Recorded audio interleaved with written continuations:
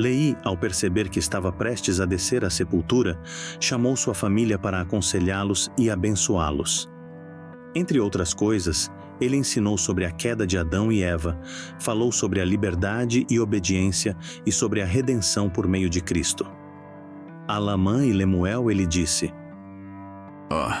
Quisera que acordasseis de um profundo sono, sim, do sono do inferno, e sacudisseis as pavorosas correntes que vos prendem, que são as correntes que prendem os filhos dos homens, de modo que são levados cativos ao eterno abismo da miséria e da dor. Eis que o Senhor redimiu a minha alma do inferno. Eu contemplei a sua glória e estarei eternamente envolvido pelos braços de seu amor. E desejo que vos lembreis de observar os estatutos e os juízos do Senhor. Eis que isto tem sido a preocupação de minha alma desde o princípio. Meu coração tem se enchido de pesar de tempos em tempos, pois tenho temido que pela dureza de vosso coração, o Senhor vosso Deus vos visite na plenitude de sua ira, de modo que sejais condenados e destruídos para sempre. Ou que vos advenha uma maldição pelo espaço de muitas gerações, e sejais visitados pela espada e pela fome, e sejais odiados e conduzidos de acordo com a vontade e cativeiro do diabo. Meus filhos, que estas coisas não vos sucedam, mas que sejais um povo escolhido e favorecido pelo Senhor. Porém, seja feita a vontade dele, porque seus caminhos são retidão para sempre. E ele disse: Se guardardes meus mandamentos, prosperareis na terra. Mas se não guardardes meus mandamentos, sereis afastados de minha presença. Despertai, meus filhos, cingi a armadura da retidão. Sacudi as correntes com que estáis amarrados e saí da obscuridade e levantai-vos do pó. Não vos rebeleis mais contra vosso irmão, cujas visões têm sido gloriosas e que tem guardado os mandamentos desde quando deixamos Jerusalém. E que foi um instrumento nas mãos de Deus, ao trazer-nos para a terra da promissão. Porque, se não fosse por ele, teríamos perecido de fome no deserto. Não obstante, tentastes tirar-lhe a vida, sim, e ele padeceu muito por vossa causa. E eu tremo e temo excessivamente que, por vossa causa, ele venha a sofrer de novo. Pois eis que o haveis acusado de tentar exercer autoridade e poder sobre vós. Eu sei, porém, que ele não procurou poder nem autoridade sobre vós, mas procurou a glória de Deus e o vosso bem-estar eterno. E por ele ter-vos falado claramente, haveis murmurado. Dizeis que ele foi severo, dizeis que se enfureceu convosco. Eis, porém, que sua severidade era a severidade do poder da palavra de Deus que estava nele. E o que chamais ira era a verdade segundo se acha em Deus, a qual ele não pôde refrear, tendo-vos mostrado corajosamente vossas iniquidades. As palavras de Leí descrevem a condição espiritual de Lamã e Lemuel como estando em um profundo sono. Isso sugere uma condição espiritual de falta de consciência, de estar adormecido para as realidades espirituais mais profundas e para a vontade de Deus. Para que não caiamos nesse profundo sono ou para que despertemos, Leí enfatiza alguns pontos importantes. Ele destaca que o Senhor redimiu sua alma do inferno, implicando uma necessidade de reconhecer a salvação e a graça de Deus como um despertar espiritual. Exorta Lamã e Lemuel a observarem os estatutos e juízos do Senhor, sugerindo que a obediência aos mandamentos é essencial. Leí expressa preocupação com a dureza de coração de seus filhos e a possibilidade de serem visitados pela ira do Senhor. Isso sugere a necessidade de um arrependimento sincero e uma mudança de coração para se libertar das correntes espirituais que os prendem. Repreende Lamã e Lemuel por rejeitarem as palavras de Nefe, cujas visões foram gloriosas e que buscou a glória de Deus e seu bem-estar eterno. Aceitar e internalizar a palavra de Deus é fundamental para despertar espiritual. Ele destaca que as palavras de Nefe foram uma demonstração de coragem ao expor as iniquidades de Lamã e Lemuel. destacando a necessidade de sermos humildes e de termos disposição para confrontar a verdade sobre nós mesmos e nossa condição espiritual. Em resumo, despertar de um profundo sono espiritual requer reconhecimento da redenção divina, obediência aos mandamentos, arrependimento e uma mudança de coração, aceitação da palavra de Deus, humildade e abertura para a verdade. Esses elementos podem nos ajudar a sair da escuridão e encontrar a luz e a vida em Jesus Cristo. Esses versículos podem ser interpretados como um chamado para despertar, refletir sobre suas ações e buscar uma relação mais próxima com o Deus. Nem todos seguiram as admoestações de Leí. Da mesma maneira, não podemos tomar pelas pessoas que amamos a decisão de andar no caminho estreito e apertado. Podemos, no entanto, testificar sobre o Salvador Jesus Cristo e deixar que as pessoas escolham entre o caminho da obediência ou permanecer espiritualmente adormecidas. Sobre isso, Leí ensinou a seu filho Jacó: porque é necessário que haja uma oposição em todas as coisas. Se assim não fosse meu primogênito no deserto, não haveria retidão nem iniquidade, nem santidade nem miséria, nem bem nem mal. Portanto, é preciso que todas as coisas sejam compostas em uma, pois se fossem um só corpo, deveriam permanecer como mortas, não tendo vida nem morte, nem corrupção nem incorrupção, nem felicidade nem miséria, nem sensibilidade nem insensibilidade. E se disserdes que não há lei, direis também que não há pecado. E se disserdes que não há pecado, direis também que não há retidão. E não havendo retidão, não há felicidade. E não havendo retidão nem felicidade, não haverá castigo nem miséria. E se estas coisas não existem, não existe Deus. E se não existe Deus, nós também não existimos nem a terra. Pois não poderia ter havido criação nem para agir, nem para receber a ação. Portanto, todas as coisas inevitavelmente teriam desaparecido. E para conseguir seus eternos propósitos com relação ao homem, depois de haver criado nossos primeiros pais, e os animais do campo e as aves do ar, enfim, todas as coisas criadas, era necessária uma oposição. Até mesmo o fruto proibido em oposição à árvore da vida, sendo um doce e outro amargo. O Senhor Deus concedeu, portanto, que o homem agisse por si mesmo. E o homem não poderia agir por si mesmo a menos que fosse atraído por um ou por outro.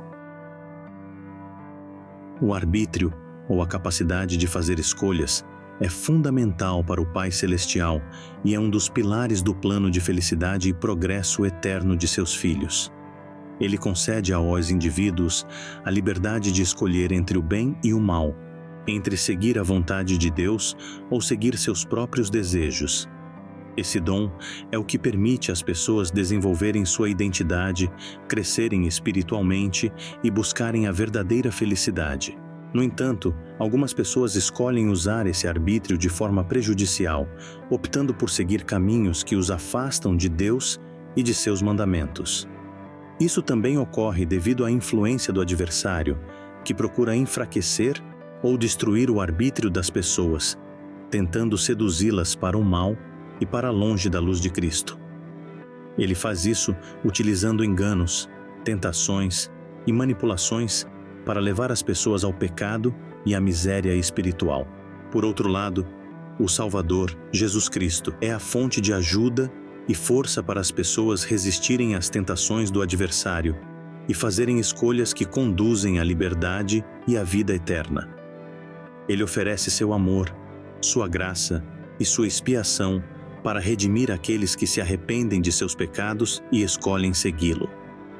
Por meio do seu exemplo e do poder do Espírito Santo, o Salvador capacita as pessoas a fazerem escolhas que as conduzem à verdadeira felicidade. Ele é o grande mediador entre o homem e o Pai Celestial, mostrando o caminho para a liberdade espiritual e a vida eterna. Ao mencionar as aflições e pesares que Jacó enfrentou na infância, Leí valida as experiências emocionais e desafios que seu filho enfrentou.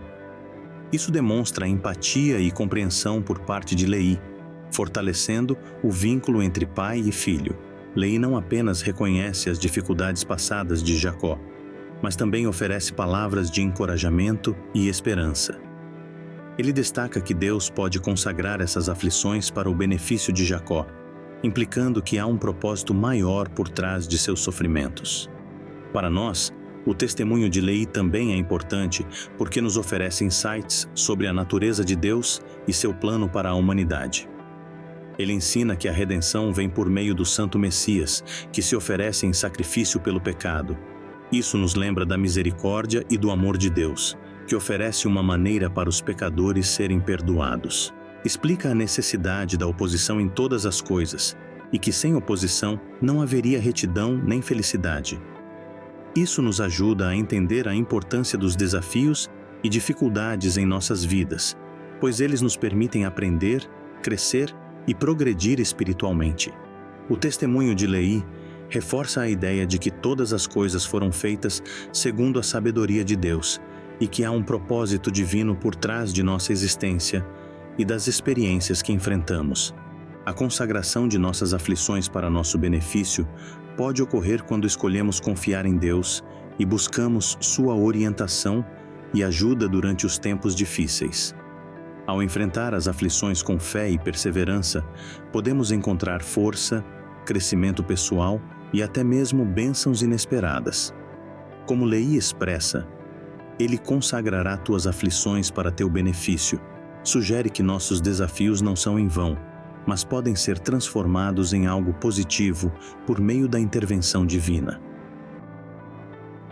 A queda de Adão e Eva foi necessária para que houvesse oposição e para que os seres humanos tivessem a capacidade de agir por si mesmos, exercendo seu arbítrio. Sem a queda, não haveria escolha, e sem escolha, não haveria progresso ou crescimento moral. A queda permitiu que os seres humanos experimentassem a alegria e a miséria, o bem e o mal, e assim tivessem a oportunidade de aprender e progredir. Jesus Cristo desempenha um papel fundamental para remediar os efeitos da queda. Ele veio para oferecer expiação pelos pecados e proporcionar um caminho para a reconciliação com Deus. Por meio de sua expiação, os seres humanos podem ser perdoados de seus pecados e ter a oportunidade de voltar a Deus e alcançar a vida eterna. Compreender corretamente a queda nos ajuda a entender melhor nossa necessidade de Jesus Cristo, porque reconhecemos que somos seres caídos, propensos ao pecado e à separação de Deus. Somos incapazes de nos redimir por nossos próprios meios e necessitamos da graça e da expiação de Jesus Cristo para restaurar nosso relacionamento com Deus. A queda nos lembra de nossa condição humana frágil e nos leva a buscar a salvação por meio de Cristo. O elder Dalinette Oaks disse: A diferença entre pecado e transgressão nos traz à mente o modo cuidadoso como foi redigida a segunda regra de fé. Cremos que os homens serão punidos por seus próprios pecados e não pela transgressão de Adão. Isso nos lembra também distinções feitas pela lei. Algumas ações, como assassinato, constituem crime porque são inerentemente erradas. Outras, como trabalhar sem licença, constituem crime somente porque são legalmente proibidas. Considerando essa mesma distinção, o que produziu a queda não foi um pecado, algo inerentemente errado, mas uma transgressão, algo errado porque havia sido formalmente proibido. Para entendermos de forma simplificada, imagine que você está em uma sala com uma regra simples: não coma os biscoitos. Se você comer um biscoito, isso não é intrinsecamente errado, como por exemplo matar alguém, que é um pecado. No entanto, você cometeu uma transgressão, porque quebrou uma regra específica que foi estabelecida. Da mesma forma, a transgressão de Adão e Eva não foi um pecado intrínseco, como matar ou roubar, mas sim uma quebra específica de uma regra que Deus estabeleceu: não comer do fruto da árvore proibida. É importante entender essa distinção porque mostra que a queda não foi um ato de maldade inerente, mas sim uma escolha consciente de desobedecer a uma ordem específica de Deus. Nossas vidas são uma jornada de escolhas e desafios, onde enfrentamos constantemente a tentação de seguir caminhos que nos afastam da luz e do amor de Deus. No entanto, podemos encontrar esperança e redenção em Jesus Cristo, que oferece seu amor e sua graça para nos ajudar a superar nossas fraquezas e nos guiar de volta ao Pai Celestial. Que possamos lembrar que, apesar das quedas e transgressões, sempre há um caminho de volta, sempre há uma oportunidade de recomeço. Que possamos buscar a verdadeira felicidade ao escolhermos seguir os mandamentos de Deus e permitir que sua luz brilhe em nossas vidas, guiando-nos para um futuro de paz, alegria e realização eterna. Queremos agradecer se você chegou até aqui. Graças a vocês, chegamos à marca de 100 inscritos. Continuamos contando com seu apoio deixando um like, um comentário e se inscrevendo no canal. Queremos continuar crescendo para ajudar mais pessoas a conhecerem e a achegarem-se a Cristo. Nos ajude compartilhando este vídeo. Mais uma vez agradecemos. Nos encontramos no próximo vídeo.